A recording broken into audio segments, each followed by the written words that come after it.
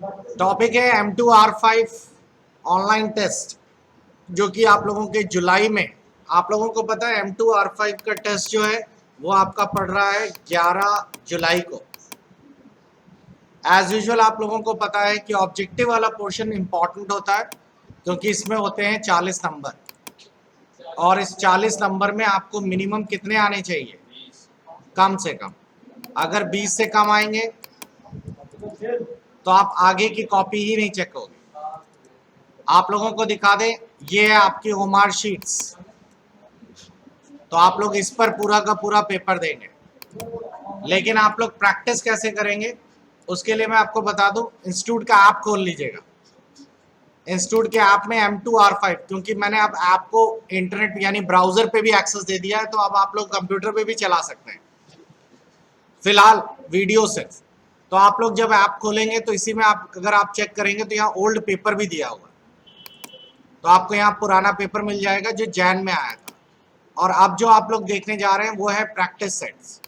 तो practice sets हम लोग सॉल्व करेंगे। ओमार शीट का आप लोगों को कहिए तो मैं आप लोगों को एक एक ओमार शीट दे दूं, ताकि आप लोग उसका, ये रही ओमार शीट्स, इसको आप लोग भरने की प्रैक्टिस करिए तो इससे बेनिफिट होता है, एग्जैक्टली टाइम पता चलता है क्या है। अब जैसे 1.1 का आपको मान लीजिए बी भरना है, तो आप बी वाला डार्क कर लीजिएगा, काले रंग से करिएगा।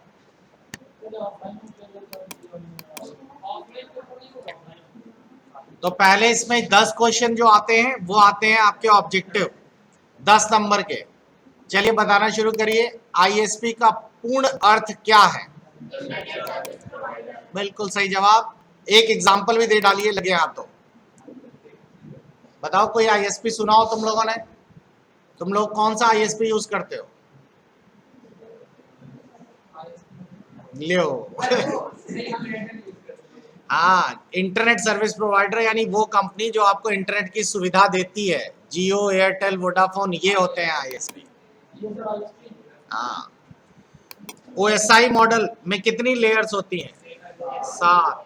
अब ये ओएसआई मॉडल कब छूटेगा पता नहीं, लेकिन आप लोगों को भी पढ़ा देते हैं। ओएसआई मॉडल एक ऐसा मॉडल है जिसके आधार पर, मॉडल का मतलब क्या हो गया, एक प्रारूप है, और जिसके आधार पे डेटा को ट्रांसफर कर सकते हैं एक कंप्यूटर से दूसरे या एक डिवाइस से दूसरे डिवाइस में। अब ओएसआई में कंप्यूटर ट्रांसफर कैसे होगा भाई? डेटा इधर से उधर भेजना है। अब हम लोग यहाँ पर कुछ भेज रहे हैं, मान लो आप इंडिया में अपने लैब में बैठ के एक नेटवर्क बनाए बैठे हैं, आपको दूसरी लैब के डेटा भेजना है या अपनी ही लैब में दूसरी जगह, तो उसके लिए क्या बनाया गया है? 2 मॉडल बनाए गए हैं, ये याद रखिएगा, एक TCP/IP और एक ओएसआई। ओएसआई जो मॉडल होती है उसके अंदर 7 लेयर्स होती है, और डेटा एक लेयर से होते होते दूसरी लेयर, आखिरी लेयर तक पहुंचता है, फिर इसी के क्रम से वो दूसरे कंप्यूटर में रिसीव भी होता है। खैर, तो फिलहाल तो अभी आप लोग इतना मतलब समझ लीजिए कि ओएसआई मॉडल जो है एक प्रारूप है कि डेटा आपके सिस्टम से ट्रांसफर कैसे होगा।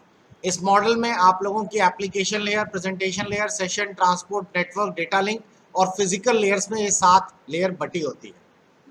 बाकी जितनी भी कंपनीज अपने मॉडल बनाते हैं वो इसी लेयर्स के आधार पे बनाते हैं। फिर है वुड स्प्रेड जो है, बूटस्ट्रैप जो है वो किसने इंट्रोड्यूस किया था? अब देखिए बूटस्ट्रैप क्या है, पहले ये समझ लीजिए। बूटस्ट्रैप जो है वो मोस्ट पॉपुलर HTML, और इसमें साफ साफ दिया गया है कि ये quickly design and customise mobile sites के लिए बनाया गया है। Mobile first site with the Bootstrap, the world most popular front end open source, यानी कि एक ओपन सोर्स प्रोग्राम है जिससे आप फ्रंट एंड बना सकते हैं, यानी कि आपके वेब पेजेस बन सकते हैं। इसका कई बेनिफिट है, आप आराम से इसमें इंस्टॉल कर सकते हैं, जावास्क्रिप्ट की फाइल भी इसमें अवेलेबल रहती हैं। आपको कई सारे इसमें बने बनाए आइकन्स मिल जाएंगे, देखिए कितने सारे हैं। इसी में आप लोगों को ऑफिशियल थीम्स भी मिल जाएंगी।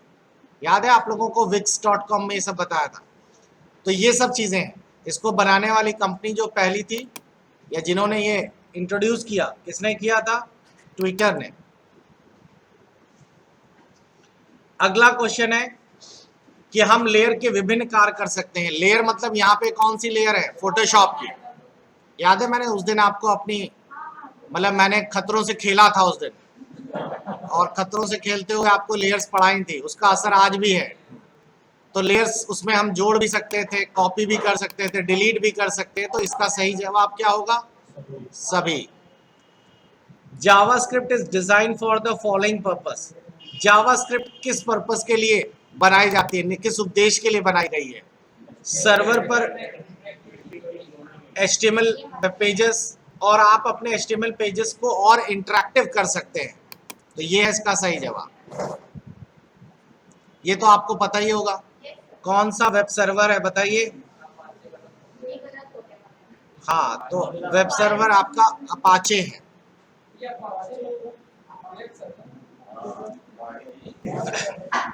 अच्छा बताओ, ये तीनों चीजें, मोजिला फायरफॉक्स ये क्या होता है? ये ब्राउजर है, ठीक है। उसके बाद है बिंड। बिंड क्या है? नहीं सुना? एक होता है बिंग, ये मेरे को बिंड लिख दिया है, ये बिंग है, ING कर देना। ये बिंग जो है ये भी एक आप लोगों का सर्च इंजन है, क्लियर। और वेब सर्वर जहां पे आपकी वेबसाइटें स्टोर हो, जैसे अमेजॉन सर्वर होता है। भाई आप लोग कुछ भी बनाते हैं तो आपके आपके सिस्टम में स्टोर होता है वेब पेजेस, या वेब सर्वर में सेव होते हैं? आप जो बनाएंगे, आप अभी HTML बना के सेव करते हैं तो वो आपके सिस्टम में सेव होती है, लेकिन क्या वो नेट पे पब्लिश हो जाती है? जब नेट पे पब्लिश करनी है तो आपको क्या जरूरत पड़ेगी? सर्वर की जरूरत पड़ेगी ना, जहां पर आप उनसे किराया यानी वेब होस्टिंग खरीदें और जाकर अपना डेटा रखें। तो उसी में से एक एग्जांपल है आपका अपाचे। अगला बताइए, सर्च रिजल्ट सामान्यतः रिजल्टों की एक लाइन में दिखाए जाते हैं, प्राय क्या कहा जाता है? देखो, जब आप गूगल पे जाते हो, आपने लिखा है यहाँ बिंग, तो उसने देखो मेरे को यहाँ बताया कि बिंग जो है उससे इतने सारे रिजल्ट उसको मिले इतने सेकेंड्स में। आप लोगों ने नीचे ड्रैग किया, तो नीचे ड्रैग करने के बाद आप लोग देखते हैं कि कुछ पेजेस दिखा देता है, बाकी पेज नंबर 2, 3, 4, 5 इतने सारे आ जाते हैं ना। तो बोल रहा है सर्च इंजन जनरली जो है आप लोगों की लाइन जो रिप्रेजेंट करते हैं वो बेसिकली क्या रिप्रेजेंट करते हैं? सर्च इंजन का रिजल्ट रिप्रेजेंट करते हैं। अगला, वेब पब्लिशिंग टूल जो माइक्रोसॉफ्ट ने बनाया है, माइक्रोसॉफ्ट ने इसमें से कौन सा वेब पब्लिशिंग टूल बनाया? वेब पब्लिशिंग टूल का मतलब जिसमें आपको वेबसाइट लिखनी ना पड़े। हाँ, आप MS ऑफिस इंस्टॉल करते हैं, MS ऑफिस में वर्ड भी आता है, एक्सेल भी आता है, पावर पॉइंट भी आता है, उसमें फ्रंट पेज भी आता है। जो लोग भोले हैं उनको शुरू से पढ़ाना पड़ता है, रुको दिखाते हैं। देखो, आप लोगों को बचपन में ये पढ़ाया गया था, जिसमें MS ऑफिस के बारे में पूरा बताया था। वर्ड है, एक्सेल है, एक्सेस है, PPT है, पब्लिशर है, आउटलुक है, इसी में एक और है फ्रंट पेज। और इस फ्रंट पेज का इस्तेमाल किया जाता है MS सूट के अंतर्गत वेब पेज बनाने के लिए। इसमें बड़ा आसान होता है, इसमें कोडिंग वोडिंग कुछ करनी नहीं पड़ती है।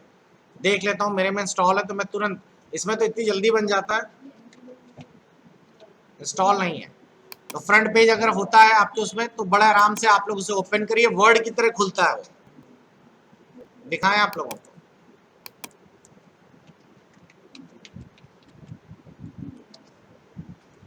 ये देखिए फ्रंट पेज है ये, और ये बिल्कुल वर्ड की तरह खुलेगा इस तरीके से। और इस फ्रंट पेज में आप लोगों को जो भी पेजेस डिजाइन करने हैं, आप लोग इसमें टेबल वेबल बना के वर्ड की तरह पूरा बनाते चले जाइए। ये अपने आप जो भी आप बनाएंगे उसकी कोडिंग अपने आप कर देता है तुरंत, आपको कुछ लिखने की मेहनत नहीं करनी। आपने वर्ड में टेबल खींचा और उसके बाद इसी में देखिएगा यहाँ पे HTML कोडिंग भी दी रहती है, आप उसे क्लिक करेंगे, कट से कोडिंग बन गई, कुछ करना ही नहीं पड़ा। तो हमने बनाया फ्रंट पेज में, HTML उसने अपने आप बना दिया। तो ये तो बहुत बढ़िया हो जाता है, इसमें मेहनत ही नहीं है। HTML5 में से इनमें से कौन सा तत्व हटा दिया गया है? निम्नलिखित में से कौन एक ब्राउजर नहीं है? तो अभी अभी दिखाया बिंग क्या है? सर्च इंजन है। समझ आ गए? अगला है सत्य और असत्य की लड़ाई, बताएंगे आप लोग। ब्राउजर में एक बंद पैडलॉक आइकन इंगित क्या होता है? अंकित करते हैं कनेक्शन सुरक्षित है। इसका मतलब समझते हैं? इसका मतलब है कि जब कभी आप लोग एक ब्राउजर खोलते हैं उसमें आप लोगों को एक लॉक बटन ऊपर दिखता है, वो आपको कनेक्शन सुरक्षित है ये बताता है। मेरे को बताइए क्या ये वेब पेज सुरक्षित है? कैसे पता चलेगा? अब मैंने यहाँ पे खोला ऑनलाइन SBI, ये वेबसाइट सुरक्षित है कि नहीं है, कैसे पता चलेगी? स्क्रीन पे दिख रहा है ये लॉक लाइसेंस सिक्योरिटी शो करता है, समझे?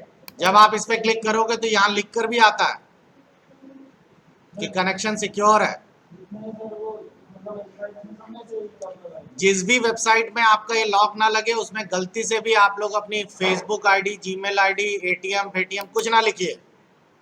और अगर आपको बिना लॉगिन किए मान ही नहीं रही है वो वेबसाइट, तो एक आप लोग बहुत सारी वेबसाइटें नेट पे अवेलेबल हैं जो आप लोगों की वोलाटाइल या यूं कहिए कि बहुत ही थोड़े समय के लिए ईमेल आईडी बनाने के लिए मौका देती हैं। तो आप लोग उसमें डाल दीजिए फेक ईमेल, तो आपको फेक ईमेल आईडी बनाने वाला आपको एक दे देंगे। वो 10-15 मिनट आधे घंटे तक मेल आईडी काम करती है, उसके बाद वो बंद हो जाती है अपने आप। तो उसमें से एक मेल आईडी पहले बना लीजिए, वो आधे घंटे बाद वैसे ही बंद हो जाएगी, और उस ईमेल आईडी के थ्रू फिर लॉग इन करिए। अगर आपको जरूरत पड़ रही है, जैसे लोग मूवी डाउनलोड करते हैं तो बहुत सारी आजकल तो बहुत सारा फेक चल रहा है, आपसे परमिशन मांग लेते हैं ऑनलाइन, आपसे बोलेगा अपनी जीमेल आईडी लॉग इन करिए, आपने डाल दी, फिर बोलेगा जीमेल आईडी लॉग इन करने के बाद 2-3 स्क्रीन आएगी, इतनी सारी अंग्रेजी लिखी होती है, बच्चा yes no accept accept next. उसने आपसे 3-4 परमिशन मांगी, आपकी गूगल ड्राइव सब एक्सेस करा ली, फिर पता चला आपकी वो वाली फोटो सब नेट पे पब्लिश हो चुकी है। तो ये पैड यानी ये लाइक का बहुत जरूरत है। फोटोशॉप में रिसाइजिंग मींस, रिसाइजिंग का अर्थ होता है पिक्सल को जोड़ना और घटाना। पिक्सल का तो कोई लेना ही देना नहीं। पिक्सल क्या होता है बच्चों, जानते हैं आप लोग? क्वालिटी को तो रिजोल्यूशन कहते हैं। पिक्सल का मतलब होता है आप लोगों की एक ऐसी डॉट जिससे मिलाकर आप लोग फोटो बनाते हैं। देखिए ये रही आपकी न्यू फोटो, यहां बोल रहा है इस फोटो में कितने पिक्सल होने चाहिए, आपने लिखा 300, तो आप लोगों की ये जो फोटो बन रही है ये जो है आप लोगों की इस रिजोल्यूशन पे बन रही है। यानी कि अगर फोटो 1x1 इंच की है तो 90 पिक्सल आपके यहाँ होंगे, 90 पिक्सल यहाँ होंगे, 90x90 पिक्सल का काम हो रहा है। और ये फोटो 300x300 की बन रही है, इतनी बड़ी पिक्सल बनेगी, इसमें 300 पिक्सल यहाँ होंगे और 300 पिक्सल यहाँ होंगे। जाहिर है कि जितना ज्यादा रिजोल्यूशन डाल देंगे उतने ज्यादा बिंदियां होंगी और उतनी फोटो क्वालिटी बेहतर होगी। तो फोटो क्वालिटी को बेहतर करने के लिए पिक्सल की क्वालिटी देनी पड़ती है। तो इससे आप लोगों का जोड़ना घटाने का कोई लेना देना नहीं। रिसाइजिंग, अच्छा पिक्सल का साइज कम ज्यादा, अगर आप पिक्सल का साइज छोटा और कम जाएंगे तो फोटो रिसाइज हो जाएगी। इसका मतलब समझे क्या हो गया? जैसे मैंने यहाँ फोटोशॉप खोला, अब आपने फोटोशॉप में कोई एक फोटो ओपन करा ली, मैं आपको दिखाता हूं। यहां से हम लोगों ने एक ले ली फोटो, ये रही एक फोटो। अब इस फोटो के अंदर कितने पिक्सल हैं, यहाँ इमेज के अंदर पिक्सल, या इमेज साइज पे जाइए। तो इमेज साइज पे जब आप जाएंगे तो आपको यहाँ दिखेगा कि ये फोटो जो है इतने बाई इतने इंच में और पिक्सल में इतने बाई इतने की है। आपने कहा कि लाइए हम फोटो का साइज बढ़ा दें, तो आप फोटो का साइज में पिक्सल ऐड कर दिए। तो हम लोगों ने यहाँ पे क्या किया, 96 की जगह यहाँ क्लिक किया और यहाँ पे पिक्सल में कर दिए 200। आपने देखा विड्थ हाइट दोनों मैंने बढ़ा ली। अब मैं ओके करूंगा तो पीछे फोटो में बदलाव देखना, कुछ बदलाव दिखा फोटो में? फोटो में पिक्सल ऐड करते ही साइज बढ़ गया ना, बस यही सवाल था।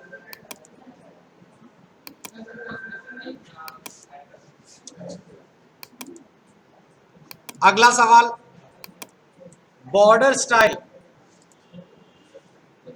डिफॉल्ट बॉर्डर स्टाइल रिड्ज होती है। रिड्ज क्या होता है?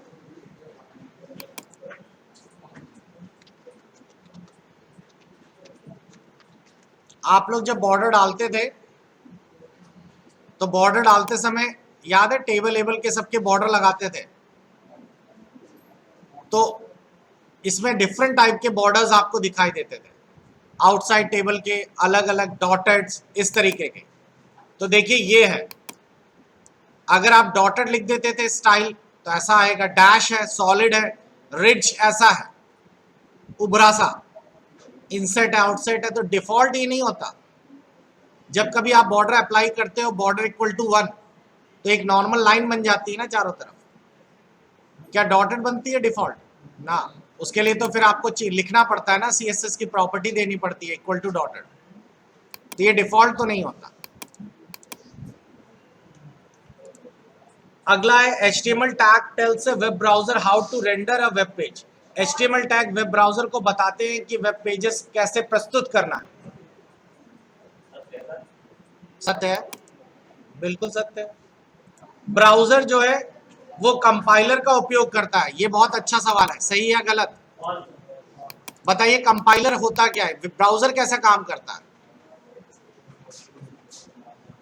क्या ब्राउजर में जो आप लोग कोडिंग लिखते हैं ये सारी की सारी कोडिंग कंपाइलर पे काम करती है? ऐसा नहीं है। क्यों, मैं बता देता हूं। पहले तो आप लोग खोल लीजिए सबलाइन। अब मैंने देखिए यहां से यहां तक पूरा डिजाइन किया, अगर मैं यहाँ बीच की 2-4 लाइनें डिलीट कर देता हूं तो क्या पूरा वेब पेज चलना बंद हो जाएगा? वो पर्टिकुलर पार्ट नहीं चलेगा। मैंने यहाँ पे प्रोडक्ट इमेज ये वाला कमांड डिलीट मार दिया, तो अगर मैं ऐसा कमांड डिलीट करता हूं तो वो पर्टिकुलर टैग नहीं चलेगा, बाकी तो चलेगा ना। तो इसलिए आप लोगों का ऐसा नहीं है, कंपाइलर में ऐसा ही होता। कंपाइलर में क्या होता, कंपाइलर में अगर कुछ भी एक आपकी लाइन भी गड़बड़ है, एक सिंटेक्स गड़बड़ है, तो आपका प्रोग्राम नहीं चलता, जैसे सी लैंग्वेज है। HTML में ऐसा नहीं होता। HTML में अगर वो टैग गड़बड़ है तो वो टैग नहीं चलेगा। बोल्ड लगाया, बोल्ड लगा आपने बंद नहीं किया तो बोल्ड नहीं होगा, बाकी तो हो जाएगा ना। तो यह असत्य है। अगला बताइए। HTML एक वेब ऑथरिंग टूल है, वेब ऑथरिंग नहीं है, वेब पब्लिशिंग है। जावा जो है, जावा प्रोग्रामिंग लैंग्वेज में यूनिक है क्योंकि ये प्लेटफॉर्म पर निर्भर है और केवल विंडोज पर चलता है। अगर जावा विंडोज पर चलता तो आपके मोबाइल में जावा बेस्ड वेब पेज क्यों खुलते? PSD का फुल फॉर्म क्या है? PSD फोटोशॉप का एक्सटेंशन होता है। जावा स्क्रिप्ट HTML एलिमेंट को पढ़ और लिख सकता है। ये तो हम लोग पढ़ ही चुके हैं, जावा स्क्रिप्ट से ही तो एलिमेंट हम लोग बनाते थे। अरे पढ़ और लिख सकते हैं, आप लोग लॉगिन नहीं कर, इनपुट नहीं देते थे वैल्यूज।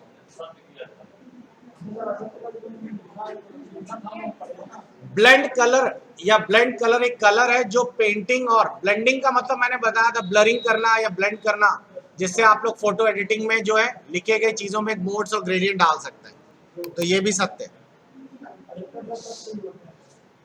नहीं, ये अक्कड़ बक्कड़ मत लगा देना कि भैया सारे सत्य कर दो तो बाद में पता चला।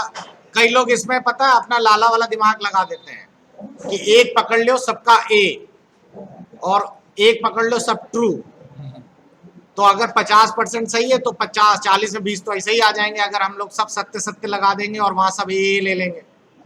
ऐसा नहीं होता, पढ़ के दो। अब आगे वाले जो हैं वो नेक्स्ट डे हम लोग करेंगे, आप लोग इसे घर पे करके देखना, इसमें मैच कराने वाला है। नेक्स्ट टाइम हम फिर से सॉल्व करेंगे। इसके मैंने 5 सेट दिए हैं आप लोगों को, आपके उसमें अगर आप 5 सेट कर लेंगे तो आपको काफी कॉन्फिडेंस हो जाएगा। प्रैक्टिस सेट पे जाना, ये देखिए यहाँ 5 हैं पूरे के पूरे, ये जरूर कर लेना आप लोग।